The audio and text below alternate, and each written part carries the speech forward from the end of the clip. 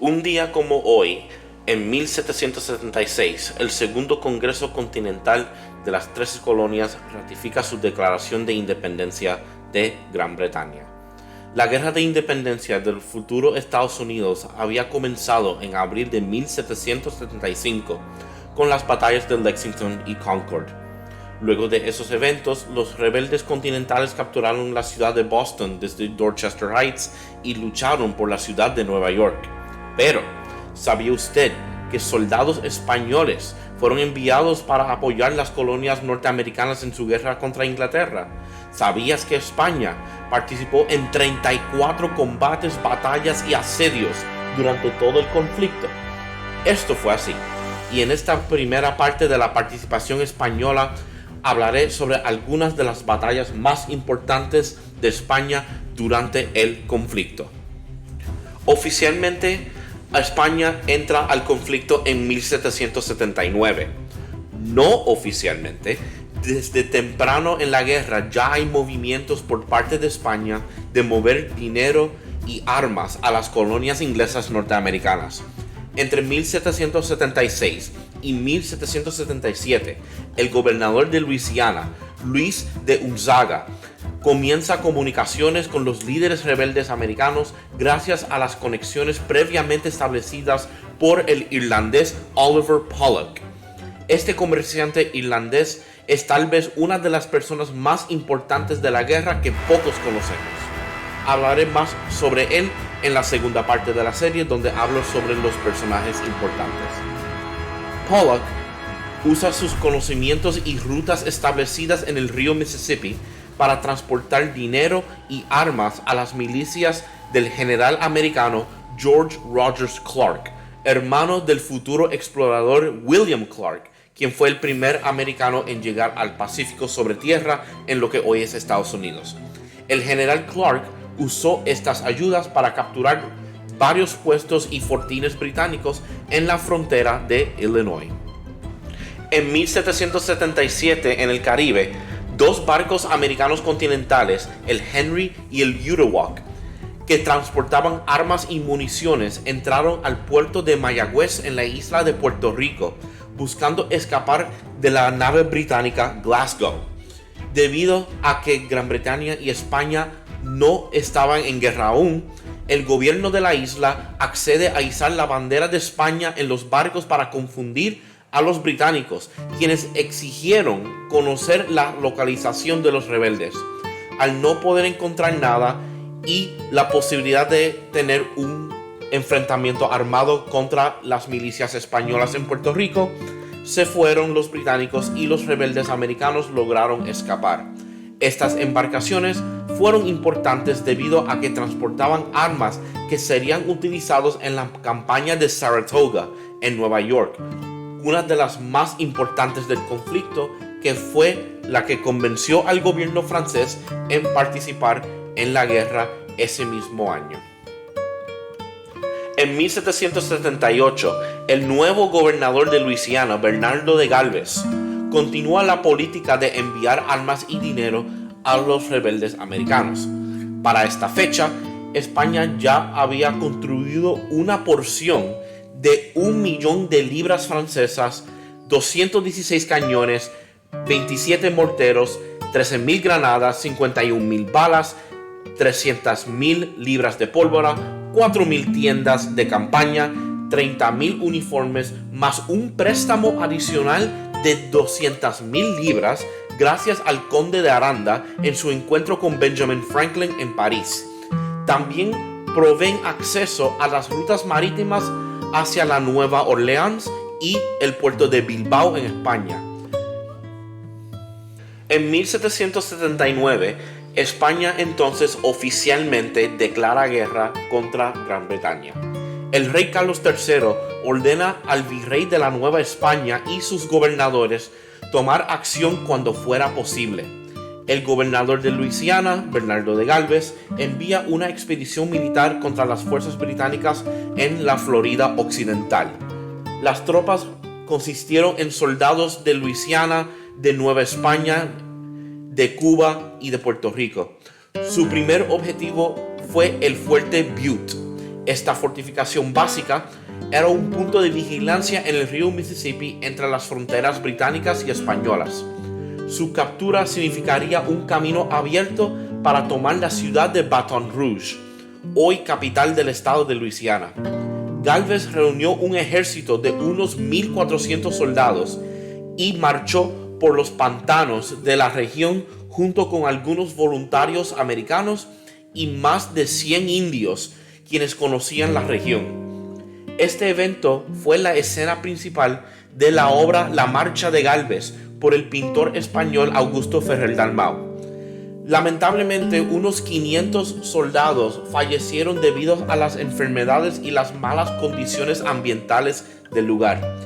Al llegar al fuerte Butte, ahora los 900 soldados del ejército de Gálvez, ocurre una breve escaramuza donde los británicos habían esperado por unos refuerzos de Baton Rouge quienes nunca llegaron. Los británicos sufrieron una baja, 16 capturados y 5 quienes escaparon. 3 días después, una flota aliada de los rebeldes americanos y una flota española consiguieron liberar el lago Pontchartrain de las fuerzas británicas, protegiendo el flanco marítimo de Gálvez. Una semana después, el 20 de septiembre, el ejército de Gálvez llega a Baton Rouge y lo encuentran bien fortificado gracias al fuerte de New Richmond y unos 500 soldados británicos. Gálvez ordena que el fuerte sea atacado por 2 lados, usando solo artillería, y ordena la construcción de trincheras. Al día siguiente comienza el bombardeo y luego de 3 horas los británicos se rinden luego de sufrir 50 bajas, mientras que los españoles solo sufren 3 bajas. En febrero de 1780, luego de una pausa en combates por el invierno, los españoles capturan Mobile, en lo que hoy día es el estado de Alabama. Gálvez recibió refuerzos de Nueva Orleans y de La Habana para sus próximas ofensivas. Preparó una pequeña flota para tomar la bahía de Mobile, desembarcar tropas y tomar el fuerte Charlotte, que protegía la ciudad y la bahía. Perdieron 2 barcos, el Volante y el Rosario, al estos quedar encallados. Removieron los cañones y desembarcaron unos 800 soldados para el asedio. Al recibir las noticias que iban en camino unos 1,000 refuerzos británicos de Pensacola, Gálvez ordena un bombardeo inmediato del fuerte Charlotte el 12 de marzo. Al día siguiente, los británicos se rindieron. El 26 de marzo, frustrados por las victorias de Gálvez en el sur, los británicos y sus aliados indígenas intentaron tomar el fuerte que protegía el pueblo de San Luis, lo que hoy en día es la ciudad de St. Louis, en Missouri, que estaba defendida por apenas 300 soldados y milicianos contra casi 800 británicos y sus aliados. A pesar de esta ventaja numérica, las defensas españolas eran muy fuertes y los británicos fracasaron en obligar a los defensores a abandonar sus posiciones, y luego de un día de combate, los británicos se retiraron. Al año siguiente, 1781, fuerzas británicas con aliados alemanes e indios nativos contraatacan la posición española en la ciudad de Mobile contra una fuerza de al menos 600 soldados contra unos 190 españoles, comandados por Ramón de Castro, pero fallan en derrotar a los defensores luego de la muerte de su coronel. Esto permitió la llegada de refuerzos adicionales de Cuba para el ataque a Pensacola, capital de la Florida Occidental. Dato interesante, Ramón de Castro en 1795, ya más de una década después, será gobernador de Puerto Rico y dirigió las defensas de la isla en 1797 contra los británicos. Y aquí les dejo un enlace de mi serie sobre ese asedio a la ciudad de San Juan de Puerto Rico. Por último, en 1781, Gálvez y su ejército, ahora sumando a más de 7,000 soldados gracias a los refuerzos caribeños, lanzan uno de los ataques anfibios más grandes en la historia militar de los Estados Unidos cuando atacan y toman la ciudad de la Pensacola en Florida. La guarnición británica, dirigida por el general John Campbell, contaba con aproximadamente 2,000 efectivos, incluyendo soldados regulares de los regimientos 16 y 60 Regiment of Foot, unidades del Waldeck Regiment alemán, marinos, milicias y guerreros indígenas aliados.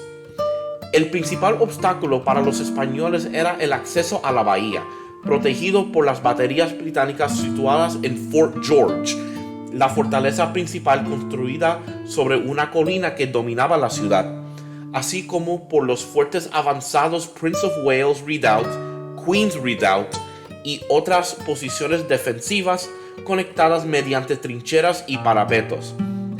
Ante la negativa de los varios comandantes navales al cruzar el estrecho canal bajo fuego enemigo, Gálvez decidió entrar personalmente en su bergantín Galvestown, demostrando que el paso era posible y permitiendo que el resto de su flota siguiera su ejemplo. Esta acción le valió posteriormente el lema "Yo solo", incorporado a su escudo de armas. Una vez asegurado el desembarco, los españoles iniciaron un asedio frontal excavando paralelas y trincheras para acercar progresivamente su artillería a las fortificaciones británicas. Durante casi 2 meses, ambos bandos intercambiaron un intenso fuego de cañones y morteros, mientras los ingenieros españoles levantaban nuevas baterías para bombardear las posiciones enemigas. El momento decisivo llegó el 8 de mayo de 1781, cuando un proyectil disparado desde una batería española alcanzó el polvorín del Queen's Redoubt, provocando una explosión masiva que destruyó gran parte de la posición, causó numerosas bajas y dejó expuesto el flanco de Fort George. Las tropas españolas aprovecharon inmediatamente la brecha para ocupar el reducto y colocar unas piezas de artillería a corta distancia de la fortaleza principal. Con sus defensas seriamente comprometidas y sin posibilidad de recibir refuerzos, el general John Campbell solicitó negociaciones y capituló el 10 de mayo de 1781, entregando Fort George, la ciudad de Pensacola y toda la Florida occidental. La victoria española aseguró el control total del Golfo de México, hoy día también conocido como el Golfo de América, eliminó una última gran base británica en la región y construyó una de las campañas más importantes de la participación española en la Guerra de Independencia de los Estados Unidos, ya que los refuerzos españoles en la región no permitieron que los británicos en la Florida pudieran enviar refuerzos a sus ejércitos combatiendo los americanos en la parte sur de las colonias, como en las Carolinas y en Virginia.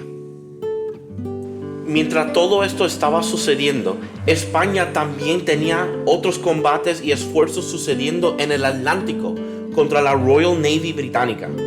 El primer esfuerzo fue la participación de un intento de desembarcar tropas en Inglaterra propiamente, pero el comando de esta armada cayó sobre el conde de Orivers, un comandante y almirante francés. Debido a unos vientos malos, la flota franco-española demoró varias semanas en partir a Inglaterra, que ya para el momento que llegaron los británicos habían reforzado sus posiciones y la expedición fue cancelada y causó la muerte de miles de hombres por enfermedades. España criticó la expedición, que pudieron haber mejor usado estas fuerzas para tomar exitosamente a Gibraltar, que ahora estaba mejor reforzado. España, a pesar de eso, decide asediar la península de Gibraltar en un asedio que duraría 4 años y fue la batalla más grande en el contexto de la Guerra de Independencia de los Estados Unidos. Mientras tanto, la mayoría de los enfrentamientos entre las flotas británicas y españolas fueron combates pequeños entre barcos 1 y 1, no más de 3. A pesar de eso, España siempre pudo mantener su flota constantemente amenazando el Canal de la Mancha, causando dificultades para los británicos enviar refuerzos a las Américas. En agosto de 1780, un gran convoy británico consistiendo de 55 embarcaciones zarparon para reforzar sus fuerzas en América y en la India, y estos fueron capturados por la flota española de Luis de Córdoba desde su buque principal, la Santísima Trinidad, un buque que sería famosa 25 años más tarde en la batalla de Trafalgar. La captura de este convoy británico fue de gran importancia para la Guerra de América, ya que llevaba armas, municiones, refuerzos, un dinero extenso que sumaría hoy día a 342 millones de libras británicas, y otras necesidades para el ejército de Cornwallis en Carolina del Sur, y que obligó a este a mover sus tropas al norte en Yorktown, Virginia, donde un año más tarde sería rendido. Lo hizo con el propósito para estar más cerca de las fuerzas británicas en Nueva York y recibir refuerzos entonces desde ahí. La captura de esta flota también causó una depresión económica en Inglaterra de 18%, que causaría a muchos políticos británicos remover su apoyo a la guerra. La última gran acción por parte de España en América no fue una batalla, sino una cuestión política, y era relacionado con el asedio de Yorktown de 1781, la última gran batalla de la Guerra de Independencia.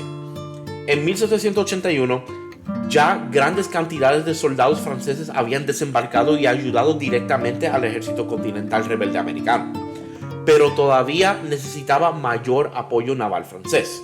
Así que el ministro español en Cuba, Francisco de Saavedra, hizo un acuerdo con el gobierno francés en Saint-Domingue, lo que hoy en día es Haití, donde la flota del almirante Douglas pudiera zarpar a Yorktown en cambio de que España defendería su colonia, mientras tanto más enviar un dinero de su parte a George Washington, ya que Saavedra no podía ir en persona debido a unas órdenes del rey e ir a Guatemala.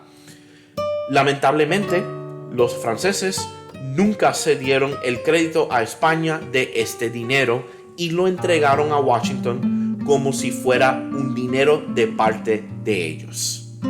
En conclusión, la aportación española durante la Guerra de Independencia de los Estados Unidos fue un factor de suma importancia. Muchos historiadores hispanos argumentan que el apoyo de España fue significativamente mayor que la de Francia y con impactos más duraderos. A comparación de Francia, España no tuvo una quiebra financiera. España de hecho salió vencedor en este conflicto, ya que obtuvo mayores territorios en el Mississippi, más recuperó la Florida que había cedido a Gran Bretaña luego de la Guerra de los 7 Años en 1763, y también recuperó la isla de Menorca en las Islas Baleares, que fue cedida durante la Guerra de Sucesión Española en 1713. A pesar de existir escritos por parte de los fundadores políticos de los Estados Unidos de forma positiva sobre España durante la guerra, esto no fue reflejado en sus libros de historia, sino dando mucha mayor importancia a Francia y sus contribuciones durante la guerra. No fue hasta el año 1976 que Gálvez fue reconocido por primera vez de forma oficial en la capital de Washington, D.C. en Estados Unidos, cuando se erige una estatua en su honor. En el 2014, su retrato, pintado por el pintor español Mariano Salvador Maella, fue colgado en el Capitolio estadounidense por órdenes del presidente Barack Obama, y Gálvez fue concedido ciudadanía honoraria americana post-mortem, y una estatua de él se encuentra en la Embajada Española en Washington.